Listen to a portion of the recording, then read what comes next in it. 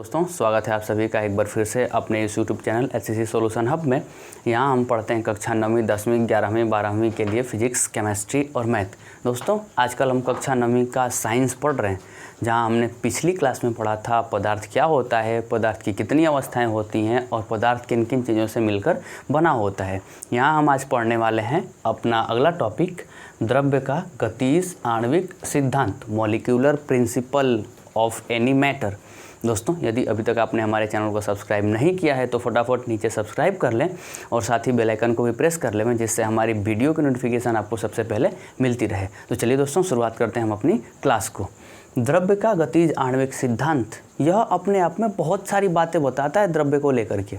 सबसे पहली बात हमें ये जानने को मिलती है कि द्रव्य अनेक छोटे छोटे कणों से मिलकर बना होता है और जो कण होते हैं वो घूमने के लिए स्वतंत्र होते हैं और इन स्वतंत्र घूमने वाले कणों को ही हम अणु कहते हैं।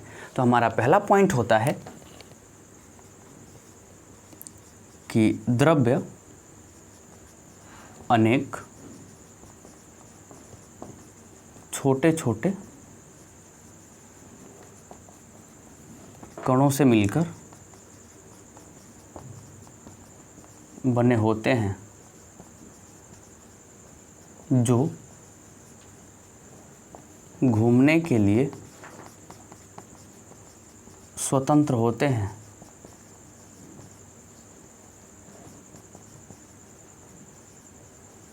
इन्हें हम अणु कहते हैं। दोस्तों जो कण स्वतंत्र होते हैं घूमने के लिए उन्हें हम अणु कह देते हैं। पदार्थ तो पहले आपकी पॉइंट क्या नोट हो सकती है, पहले हम ये कह सकते हैं कि कोई भी पदार्थ होता है वो अनेक छोटे छोटे कणों से मिलकर बना होता है और वह कण स्वतंत्र होते हैं घूमने के लिए और इन्हीं कणों को हम क्या कह सकते हैं, अणु कह सकते हैं। अपना दूसरा जो पॉइंट आता है वह पॉइंट ये होता है कि प्रत्येक अणु गोलाकार होते हैं, चिकने होते हैं तथा कठोर होते हैं। आपने कंचे या गोली ज़रूर देखा होगा जो हम बचपन में खेला करते थे। वो गोली याद करिए, वो गोली पूर्णतया गोल होती है, चिकना भी होती है और साथ साथ में हार्ड भी होती है, कठोर होती है।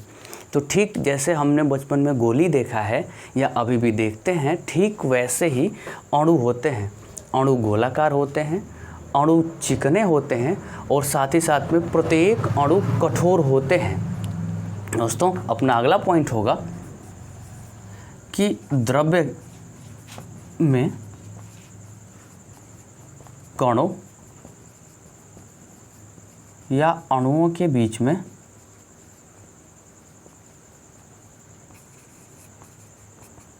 कुछ रिक्त स्थान होता है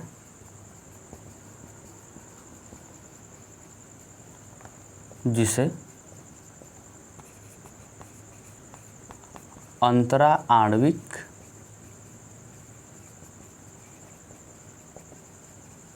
स्थान कहते हैं। जैसे आप यदि किसी गोली को, बहुत सारी गोलियों को एक डब्बे में बंद कर लेवें और बंद करने के बाद ऊपर से ढक्कन भी बंद कर देवें, फिर बाद में हम किसी बर्तन में बालू लेकर आएँ और फिर उस बॉक्स के ढक्कन को ओपन करके उस बालू को उस बॉक्स में डालें, तो हमें ये देखने को मिलता है कि पूरा का पूरा बालू उस बॉक्स में समाहित हो जाता है, अर्थात भर जाता है। तो हम ये कह सकते हैं कि उस बॉक्स में पहले से ही कुछ खाली स्थान था जिसमें बालू जाकर के भर गया है। तो वह जो खाली स्थान बॉक्स में था वही आपका खाली स्थान कहलाता है अंतरा आणविक स्थान। अपना अगला पॉइंट होगा कि द्रव्य के प्रत्येक कण लगातार गतिशील रहते हैं। जितने भी कण होते हैं किसी पदार्थ में वो सारे के सारे कण लगातार गतिशील होते हैं, अर्थात लगातार गति करते रहते हैं। और दोस्तों यदि कोई भी वस्तु गति करती है तो उसके द्वारा कुछ गतिज ऊर्जा प्राप्त होती है। तो हम ये कह सकते हैं कि लगातार गति करते रहते हैं जिससे उनमें गतिज ऊर्जा उत्पन्न होती है।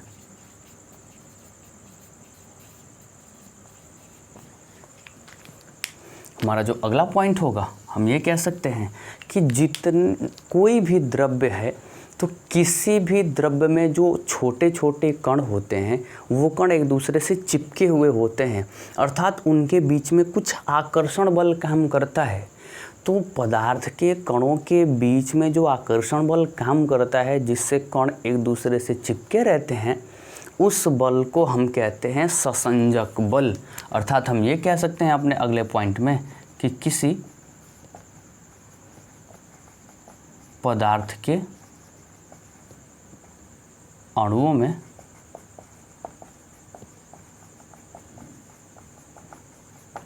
आकर्षण बल कार्य करता है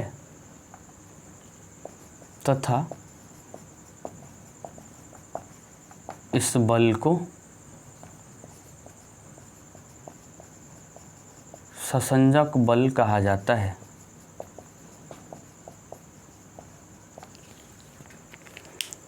तो गतिज आणविक सिद्धांत के अनुसार हम कुछ पॉइंट्स कह सकते हैं कि द्रव्य अनेक छोटे छोटे कणों से मिलकर बने होते हैं जो घूमने के लिए स्वतंत्र होते हैं, और इन्हीं कणों को कहा जाता है अणु। प्रत्येक अणु गोलाकार होता है, चिकना होता है, कठिन होता है, कठोर होता है, बहुत ज़्यादा मजबूत होते हैं। हम ये कह सकते हैं कि उन अणुओं के बीच में कुछ खाली स्थान होता है, और उस खाली स्थान को आप अंतरा आणविक स्थान, इंटरमॉलिक्यूलर स्पेस भी कहते हो। अपना जो चौथा पॉइंट है वो कह सकते हैं कि पदार्थ के जितने भी कण होते हैं वो लगातार चलते रहते हैं, जैसे मानो उन्हें थकानी नहीं होती, वो लगातार चलते रहते हैं, हमेशा गतिशील रहते हैं। और कोई भी वस्तु यदि गति कर रही है तो उसके द्वारा एक ऊर्जा उत्पन्न होती है, जिसे हम कहते हैं गतिज ऊर्जा, काइनेटिक एनर्जी। अपना अगला पॉइंट है कि किसी भी पदार्थ के अणुओं में आकर्षण बल होता है। अर्थात यदि हम बात करें इन मार्करों की, तो ये मार्कर बने तो हैं लेकिन ये छोटे छोटे कणों से मिलकर बने हैं, और वो कण एक दूसरे से चिपके हुए हैं, अर्थात उनमें कोई आकर्षण बल काम करता है, और उन्हें काम करने वाले आकर्षण बल को हम कहते हैं ससंजक बल। हमारा अगला टॉपिक होगा द्रव्य की अवस्था परिवर्तन, स्टेट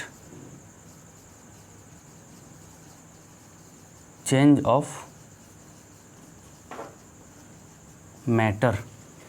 दोस्तों, किसी भी पदार्थ की अवस्थाओं को, आपने पदार्थ की अवस्थाएं पढ़ी हैं, ठोस, द्रव, गैस। तो किसी भी पदार्थ की अवस्थाओं को यदि मान लें कि पहली उंगली ठोस है, दूसरा द्रव है, तीसरा गैस है, तो हम इस ठोस को इन द्रव और गैस में बदल सकते हैं, जबकि इस द्रव को इस ठोस और गैस में बदल सकते हैं, जबकि इस गैस को इस द्रव और ठोस में बदला जाता है। तो पदार्थ की अवस्थाओं, जैसे ठोस को द्रव में बदलना, ठोस को गैस में बदलना ही कहलाता है द्रव्य की अवस्था परिवर्तन। अर्थात हम उनको एक दूसरे में बदल दें तो वो कहलाने लगती है द्रव्य की अवस्था परिवर्तन। और द्रव्य की अवस्था परिवर्तन पर सबसे ज़्यादा जो प्रभाव दिखाता है वो है टेम्परेचर या तापमान। तो हम ये कह सकते हैं कि यदि किसी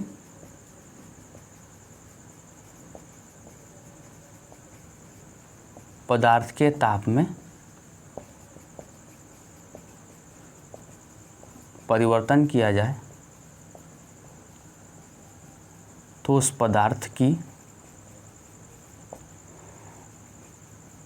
अवस्था परिवर्तित हो जाती है। इसका हमारा पहला टॉपिक होगा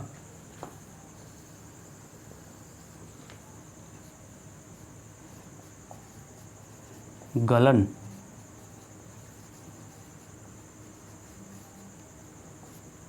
जिसे आप मेल्टिंग भी कहते हो।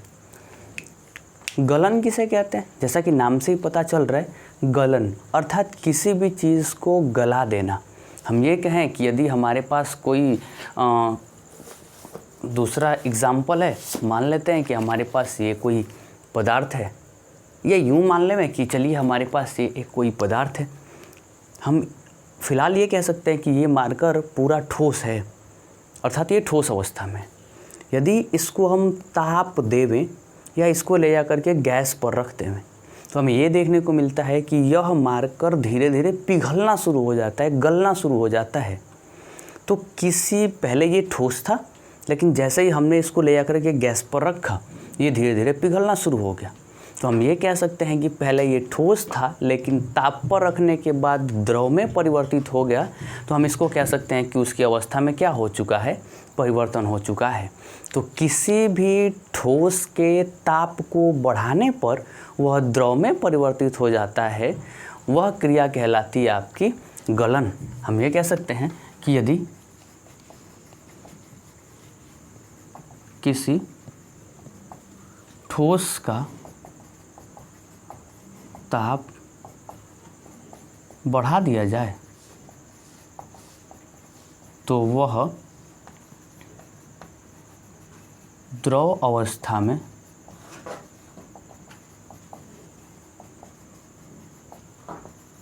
परिवर्तित होने लगता है। इसे गलन या मेल्टिंग कहा जाता है। अब यदि हम इसको गैस पर रखें तो उस गैस का कुछ ना कुछ तापमान निकल के आएगा। जैसे हम यूँ कहें तो 10 degree centigrade, 20 degree centigrade, 30 degree, या फिर कोई भी एग्जाम्पल के तौर पर उसकी कोई एक निश्चित वैल्यू होगी। तो वह तापमान जिस पर ये बदल रहा है, मतलब गैस का तापमान 20 डिग्री हो, 25 डिग्री हो या 30 डिग्री हो, वह ताप जिस पर ठोस द्रव में परिवर्तित हो जाता है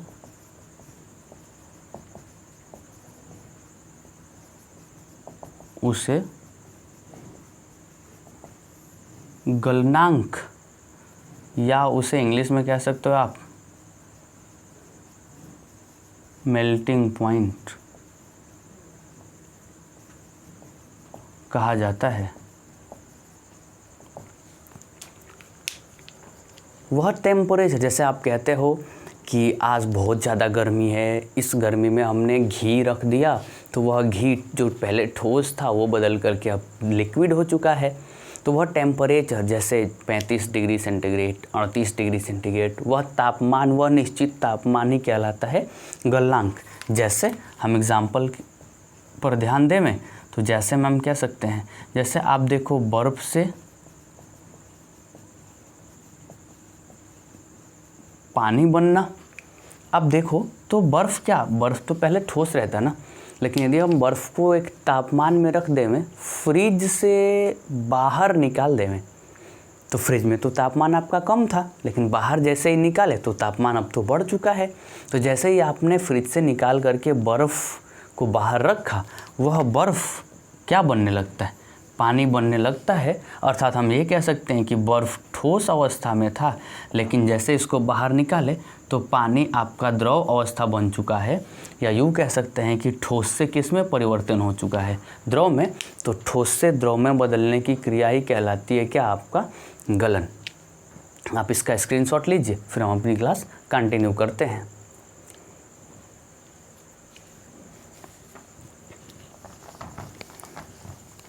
यदि अभी तक आपने हमारी पिछली क्लास नहीं देखी है तो ऊपर कॉर्नर में आई बटन पर क्लिक करके आप हमारी पिछली वीडियो भी देख सकते हो। दोस्तों, हम आपको ये सजेशन देंगे कि आप कोई भी क्लास अटेंड करते हैं तो उसके सारे वीडियो सीक्वेंस में देखें। यदि अभी तक आपने हमारी पिछली वीडियो नहीं देखी है तो ऊपर आई बटन पर क्लिक करके आप हमारी पिछली वीडियो देख सकते हो। हमारा अगला टॉपिक होगा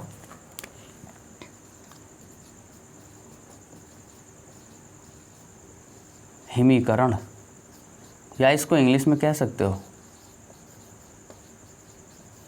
फ्रीजिंग।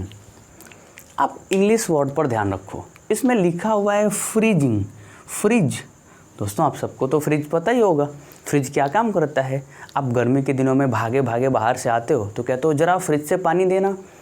क्यों कहते हो आप? क्योंकि आपको पानी ठंडा चाहिए होता है, बाहर का मौसम गर्म होता है, लेकिन आप कहते हो फ्रिज से पानी लाना या फ्रिज में से ठंडा पानी लेकर आना।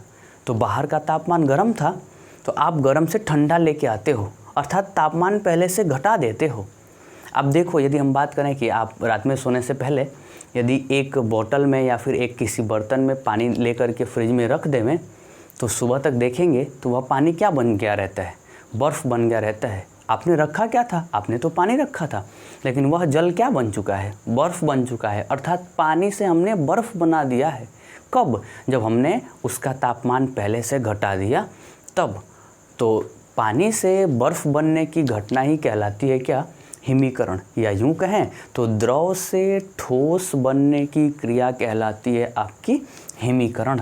हम ये कह सकते हैं कि यदि किसी द्रव का ताप घटा दिया जाए तो वह ठोस अवस्था में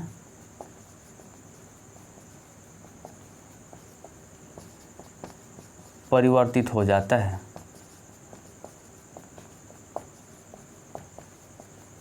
जिससे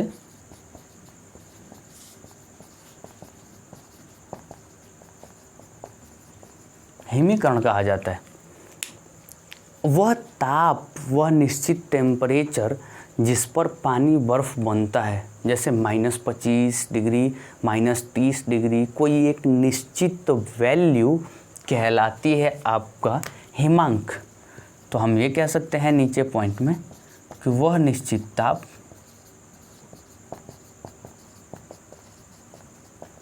जिस पर द्रव ठोस में परिवर्तित होता है वह उसका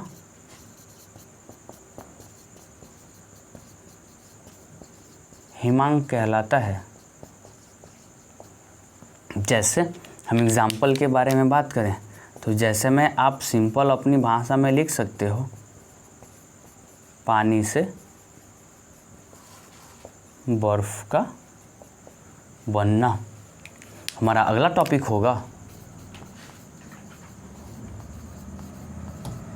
वाष्पीकरण।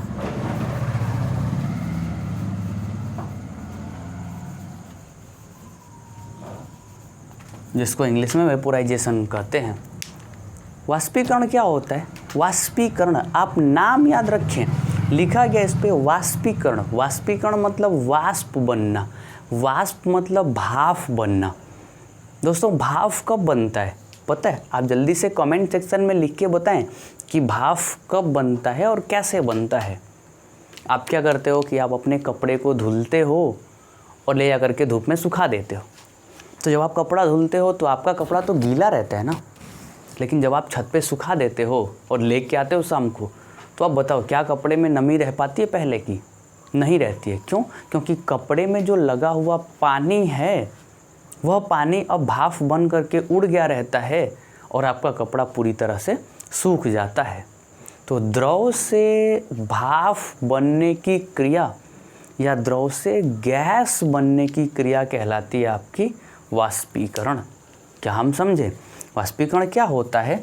द्रव से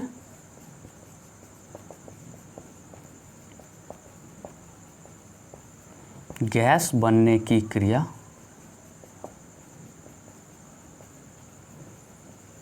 वाष्पीकरण कहलाती है।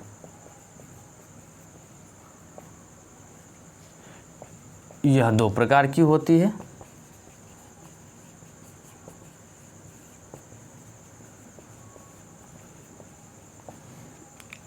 कौन कौन सी? जिनमें हमारा पहला पॉइंट आता है वाष्पन और दूसरा आता है क्वथन, जिसको आप इवोपेरेशन कह सकते हो, और क्वथन जिसको बॉइलिंग कहते हैं। तो हमारा अगला टॉपिक होगा वाष्पन। ये वाष्पन क्या होता है? आप नाम से देखो लिखा हुआ है वाष्पन। आप जानवरों को पानी पिलाने के लिए किसी बर्तन में पानी लेते हो और ले जा कर के छत पर रख देते हो, तो क्या होता है धीरे धीरे करके, यदि मान लीजिए कोई भी पक्षी पानी पीने के लिए नहीं आता है तो धीरे धीरे वह पानी भाप बन करके उड़ता है और एक ऐसा समय आता है जब आपके पात्र का सारा पानी समाप्त हो जाता है। जैसे दूसरा एग्जाम्पल, अभी गर्मियों का दिन चल रहा है, तो गर्मियों के दिनों में बहुत सारे तालाब, जलाशय, सरोवर जिसका सारा का सारा जल भाप बन करके ऊपर उड़ जाता है और वह तालाब, वह पोखरा, वह जलाशय पूरी तरीके से सूख जाता है। तो यह क्रिया आपकी धीरे धीरे होती है। ऐसा तो नहीं है कि तालाब एक ही 2 दिन में सारा का सारा सूख गया। तालाब का पानी धीरे धीरे करके वाष्प बनता है और वाष्प बन करके एक ऐसी स्थिति आती है जब पूरा तालाब सूख जाता है। तो यहाँ पर भी द्रव गैस बन रहा है, यहाँ पर भी द्रव से गैस बन रही है, लेकिन इसकी जो प्रोसेस है, जो इसकी क्रिया है, वो स्लोली हो रही है, धीरे धीरे हो रही है। तो किसी द्रव के गैस में धीरे धीरे बदलने की क्रिया को वाष्पन कहते हैं। हम ये कह सकते हैं कि किसी द्रव का धीरे धीरे गैस में परिवर्तित होना वाष्पन कहलाता है। जैसे आप ये कह सकते हो कि किसी पात्र में रखे जल का भाप बनना। लेकिन हमारा जो दूसरा टॉपिक है, वो दूसरा टॉपिक आपका है क्वथन, जिसको इंग्लिश में बॉयलिंग कहते हैं। बॉयलिंग का मतलब क्या होता है? बॉयल का मतलब क्या होता है? उबालना। अर्थात हम किसी चीज़ को उबालेंगे। मान लो आप चाय बनाते हो, तो चाय बनाने के लिए आप क्या करते हो? किसी पतीले में फटाफट पानी डालते हो। तो आप बताओ, यदि आप 5 कप पानी डालते हो तो क्या आपको पूरा का पूरा 5 कप चाय मिल पाता है? कभी आप एक्सपेरिमेंट करिएगा, पूरा का पूरा 5 कप नहीं मिल पाता है। क्यों? क्योंकि उस पानी का कुछ हिस्सा भाप बन करके क्या होता है? उड़ जाता है और हमें थोड़ी सी कम मात्रा प्राप्त होती है। तो यहाँ क्वथन में ये देखने को मिलता है कि जैसे ही आप मान लीजिए घर में माताजी, बहनें या फिर कोई भी इंसान यदि चावल बनाने के लिए पानी चढ़ाता है और उसको उबालता है, तो उस पानी में सबसे पहले बुलबुले उठने लगते हैं और बुलबुले उठने के बाद वह भाप बनता है और भाप बन करके बाहर निकल जाता है। तो हमने देखा कि वाष्पन में जो द्रव है वो भी गैस में परिवर्तित हो रहा है, लेकिन इसकी क्रिया कैसे हो रही है? धीरे धीरे हो रही है। लेकिन क्वथन में क्या होता है? क्वथन में हम ये कह सकते हैं कि जब किसी द्रव का ताप बढ़ा दिया जाता है तो उस द्रव में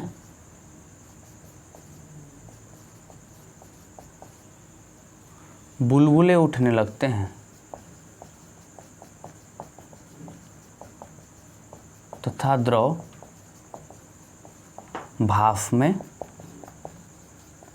या गैस में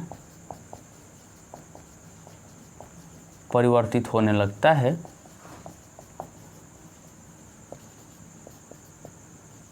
इस क्रिया को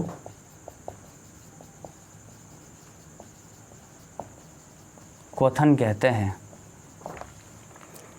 आजकल तो इंडक्शन का ज़माना चल रहा है ना, आप सबके घर में इंडक्शन यूज़ हो रहा होगा। तो नोट करिएगा कभी, उस इंडक्शन में आपका टेम्परेचर बताया जाता है कि टेम्परेचर 100 है, 200 है, 300 है। तो वह निश्चित वैल्यू, वह एक फिक्स वैल्यू जिस पर कोई भी द्रव भाप बनने लगता है, पानी भाप बनने लगता है, वह निश्चित मान कहलाता है क्वथनांक। तो इसी के आगे लिख सकते हैं, कहते हैं तथा वह निश्चित ताप क्वथनांक कहलाता है।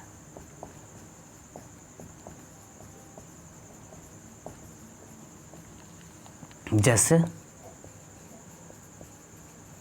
जैसे आप एग्जाम्पल पढ़ सकते हो, जैसे आप कह सकते हो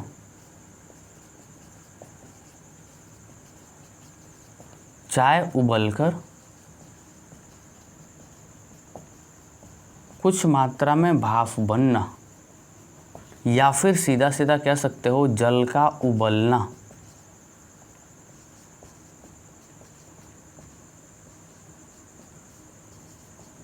इत्यादि। हमारा अगला टॉपिक होगा ऊर्ध्वपातन। यदि हम किसी चीज़, मान लीजिए आप कागज़ का टुकड़ा ले लेते हो, तो कागज़ का टुकड़ा तो ठोस है। यदि हम उस कागज़ के टुकड़े को जला दें, तो आप ज़रा बताओ क्या वह कागज़ का टुकड़ा सबसे पहले पिघलता है या सीधा सीधा गैस बन के बाहर निकल जाता है? आप कमेंट करके बताइए फटाफट।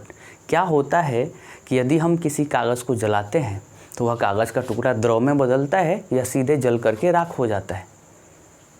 ऐसे दूसरा एग्जाम्पल पढ़िए, कपूर। यदि हम कपूर लेकर के आते हैं और कपूर को जलाते हैं तो क्या वह कपूर सबसे पहले द्रव में परिवर्तित होता है या सीधे सीधे वो भाप बन करके बाहर निकल जाता है? तो आपका जवाब होगा हाँ, ये द्रव में नहीं परिवर्तित होते, ये सीधे सीधे गैस में बदल जाते हैं। तो किसी भी ठोस का द्रव में बदले ही, द्रव में बिना बदले, मतलब द्रव में बदलेगा ही नहीं, वो ठोस से सीधा गैस में परिवर्तित होगा। तो ठोस से सीधे गैस में बदलने की क्रिया को कहते हैं ऊर्ध्वपातन। तो यहाँ नोट करते हैं, किसी ठोस का द्रव में बदले बिना ही सीधे गैस में बदलना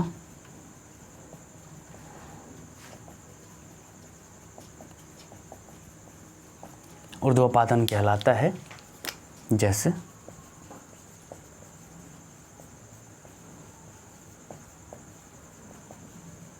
कपूर का जलना,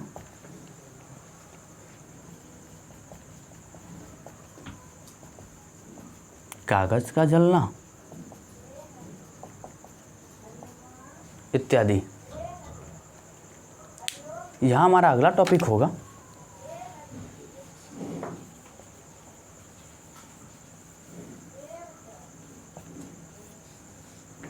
संघनन। किसी भी गैस का द्रव में परिवर्तित होना, किसी भी गैस का द्रव में परिवर्तित होना, किसी भी गैस का द्रव में परिवर्तित होना कहलाता है, किसी गैस का द्रव में बदल जाना संघनन कहलाता है। क्या कह सकते हैं कि किसी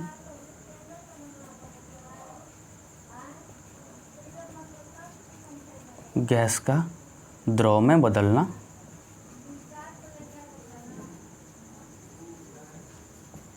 संघनन कहलाता है।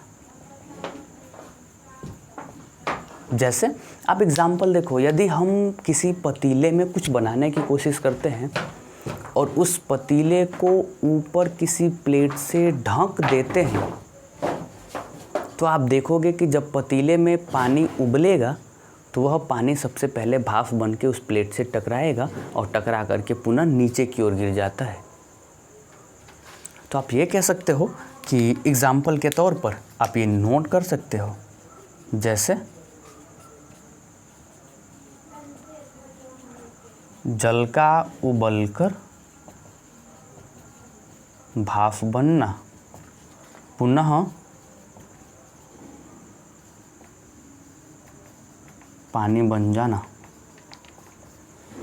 दोस्तों, यहाँ हमारी क्लास 9 की पहले चैप्टर हमारे आसपास के पदार्थ समाप्त होते हैं। यदि इस चैप्टर के किसी भी टॉपिक में कुछ प्रॉब्लम आता है तो आप कमेंट सेक्शन में ज़रूर नोट करें, जिससे हम सॉल्व करने की पूरी कोशिश करेंगे। धन्यवाद।